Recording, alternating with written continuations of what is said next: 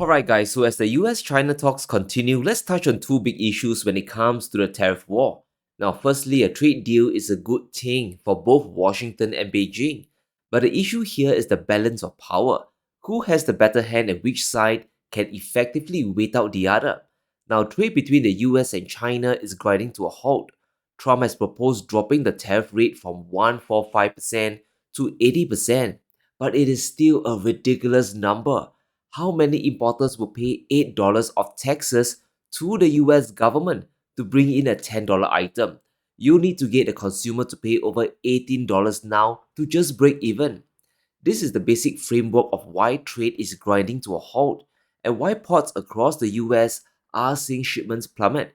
But the White House is still clueless about the entire situation. Given Scott Bessent on negotiating with China this weekend?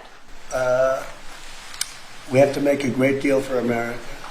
Are you going to be disappointed if he comes back without a deal? No, not at all. Because we already made a great deal. We're not doing business with China right now. We lost $1 trillion last year with China, $1 trillion. So if you're not going to do business with them, you're not going to lose $1 trillion. But we lost. I want China to do great. You know, I'm very friendly with President Xi. I have great respect for him and for China. But we can't continue to allow them to do what they did. When I was president, they paid hundreds of billions of dollars in tariffs and taxes. No, Mr. President, you are not losing $1 trillion in trade with China. But now that imports are collapsing, you have to pay much more than $1 trillion to bring in the same amount of goods. The idea floated around was that China's export market would collapse and Chinese factories would shut down, and that will force the central government to buckle and kowtow to Trump. And that was the fantasy sold by Trump and Scott Bessent. But here's the reality. China's exports to the world have risen by 8.1% in US dollar terms. So in the aggregate, they are earning more money. Shipments to the US have fallen by over 20%, but trade with Asia has grown by 20%, and even Europe is buying more. The US trade team has underestimated China's supply networks and the desire for affordable goods from the world. They want Chinese goods. The big mistake once again revolved around imposing global tariffs. Now, Lucknick has confirmed that the baseline rate with the world is at least 10%, and there's no going around that. So countries globally, they have to buy cheaper goods, and that's what China provides. Beijing is shipping deflation to the world. And if we look at China's trade surplus with other countries versus the US, it reveals that China was already shifting supply globally. Now, since Trump took office in January and threatened his trade war, China began driving exports to Asia and Europe. Prices were lower, but the Chinese sold much more product. Their trade surplus grew by over $20 billion, and that was more than enough to offset the drop in US trade. So Chinese exporters are still in business. Beijing still has a ton of surplus to work with. And what is China going to do with that money? Subsidize their industries while building up their supply chains globally. Trump's trade war is hammering the US economy in two distinct ways. Now, the first is driving up prices for consumers. That part is very evident and is happening in real time. However, there's also another problem we haven't talked much about. US companies exporting to China, they're going to face a collapse. And it's crazy that he still doesn't understand this while throwing blame at the Chinese economy. Now, Trump is demanding China to open its market to the United States and how this would be great for them. But this is hypocritical at best. You can drive a Tesla in China, but a BYD EV doesn't exist in the US. A ton of people are using iPhone and Apple products in China, but there are extensive bans on Huawei equipment. Trump's trade war has triggered China's retaliation. A 125% tariff is enough to grind US exports to China to a halt, and this goes beyond just LNG or agricultural products. Those are finished. The crisis is spilling over to US finished goods entering the Chinese economy, and the shipping giant Maersk is sounding the alarm bells.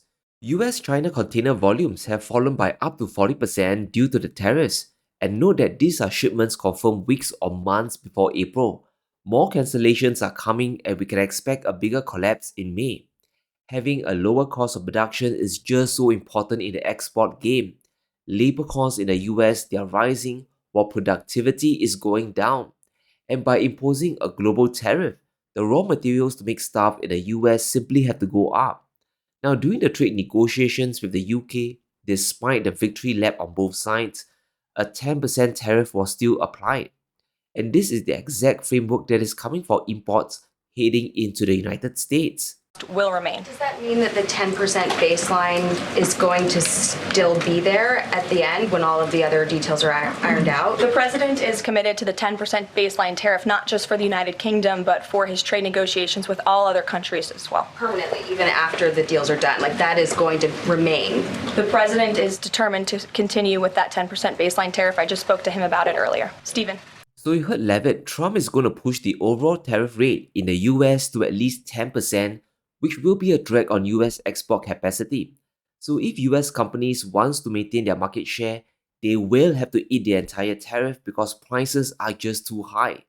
According to the Kale Institute, the biggest casualty of Trump's tariffs isn't China or the world at large, it's US exporters. And this calculation is based on the current level of tariffs. The US will see the export crash by an incredible 17% overall. So out of 100 shipments, 17 will vanish over time. For China and the global economy, they will only lose 5% of their total exports, which is much more sustainable. But notice the overall trend here. No one wins at all. If global trade grinds to a halt, there will be inefficiencies everywhere, which means higher inflation. So people globally feel poorer and they have to scale back their buying. The US could bear the biggest brunt of this. China has the ability to reroute their exports because of their price competitiveness. Their companies are also willing to make a much smaller profit, but can US companies do the same? Just in exports to China alone, the US is horribly exposed. China is the third largest export market for the United States. In 2024, the US exported over $140 billion worth of physical goods to the US, and that directly supports 530,000 American jobs. And if we throw in services, the situation becomes even more dire. You have another $46 billion on the line, supporting over 300 grand jobs. So nearly 1 million direct jobs are at risk here. So which states in the US are most exposed? Well, Texas exports $21.5 billion worth of stuff to China, while California sends over $15 billion worth of exports. And we can expect this number to plunge to zero very soon. So job losses there could worsen to a significant degree. And there's no way to reroute this supply elsewhere in such a short period of time. There's a big misconception that trade deals can iron this out. Trump is trying to open access to US goods by getting countries like the UK to lower their tariffs. But if US products are too expensive, private consumers and private businesses just won't buy. So the pressure is most definitely building on US companies. Corporations, they are facing multiple squeezes. Interest rates, for one, they are starting to rebound. So refinancing is a clear problem. The domestic consumer is also in a spending crisis. So US companies, they need business from China to continue. Think of companies including Starbucks, McDonald's and Apple. All of them, they have big presence in Chinese cities. And now that Beijing is starting to stimulate their economy, domestic consumers have more spending power. But if Trump continues waging his trade war, Chinese people, they could just buy their local brands instead of US products, more Luckin Coffee than Starbucks, and the hit would be epic. S&P 500 companies generated almost 1.2 trillion in revenue selling to Chinese consumers over the last 12 months. Walmart, for example, has over 300 stores in China, while McDonald's has almost 7,000 outlets there. The total amount of business generated is enormous.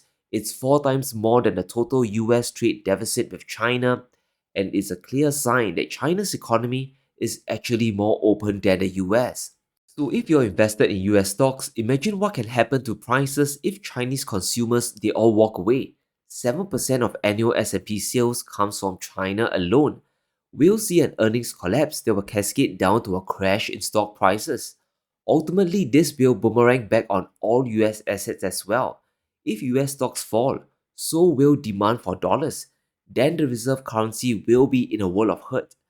During the recent China-Russia meeting, Putin also re-emphasized that China and Russia are no longer using dollars. They are nearing complete de-dollarization. the timely and coordinated steps made by Russia and China to switch to national currencies in trade settlements is also a useful step. As a result, the bulk of our operations is done in yuan and rubles. This means we have a sustainable system of mutual trade that is reliably protected against any attacks by third countries and negative trends in the global market. All the oil and minerals Beijing gets from Moscow aren't settled in dollars anymore. The same goes for Russia. When they buy goods from China, they pay either in rubles or the Chinese RMB.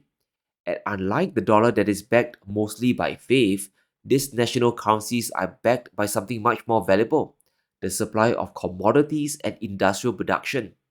Even in SWIFT itself, which is a Western-controlled payment system, the share of RMB transactions is rising. It went from under 2% before the Russia-Ukraine war to over 4% today.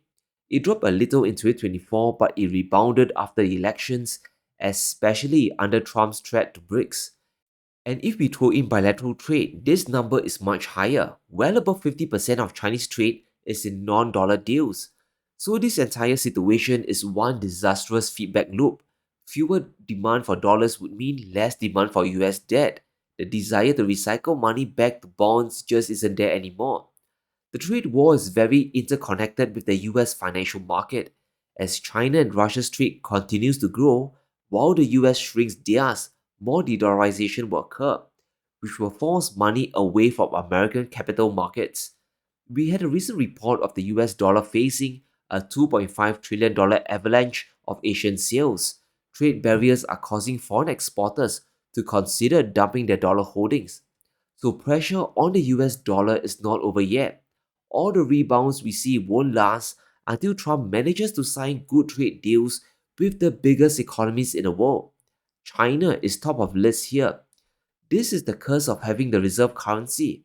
When everything goes well, US markets become exceptional and all the investment money on the dollars starts to flow in. But this can always reverse in a hurry. This time, it could be investors taking out their money and running towards Asia. Within a single day, we saw a big exodus out of the dollar into Asian currencies. The Taiwan dollar itself rose by 2.4%, which is incredible in a single day. So now all your Taiwanese and Asian stocks have gained value doing absolutely nothing. Other currencies like the yen have also risen, and the longer this continues, investors will run away even further. They could plunge even more into Asian stocks because the dollar is collapsing amid a contracting US economy. But let's do an update from the US-China-Swiss talks. What is happening with our good friend Scott Bessent and his adventures with the Chinese? Now, there's no official word yet, but here's an update from Donald Trump. A very good meeting today with China, many things discussed. A total reset negotiated in a friendly but constructive manner. Trump is also still demanding the opening of China to US companies as well. Absolutely nothing was achieved in Switzerland today. If there was a deal, Trump would have hyped things up to the high heavens. Bessent will be given 1,000 press conferences to the world declaring victory. We would hear 100 stories of China caving, but all we hear are crickets, the sound of silence. There's no way to iron out a deal in a matter of hours over coffee and lunch. Let's also remind ourselves of the big disconnect still happening in the White House. A supply shock is still looming, and apparently this is part of the plan, that the US is orchestrating empty shelves to threaten the Chinese. And it's clear that he believes that the half-empty barges that are being reported as the worst thing ever, that's a sign this is working. That's exactly what he wanted to happen to put the squeeze on China before these talks. Am I missing something? No, absolutely not. Look, we know that they rely on our consumer and our markets. And he wants to just make sure everybody knows, they know, and we know that it's time to make the right deal. It's time to start making the right deal. And you got to put cards on the table. And you know the president, he loves to do that. He loves to let everybody know how it's going. He speaks respectfully about Xi, but he knows that they need our markets. And then he sends his team in and says, let's de-escalate, but let's de-escalate with a view that we're going to make a good deal for America. But let me know what you think. How much more can China open up their markets to US companies? And will the US-China talk succeed or crash and burn? Let me know in the comments below. Stay safe. Be sure to smash the like button and subscribe as we navigate through these crazy times.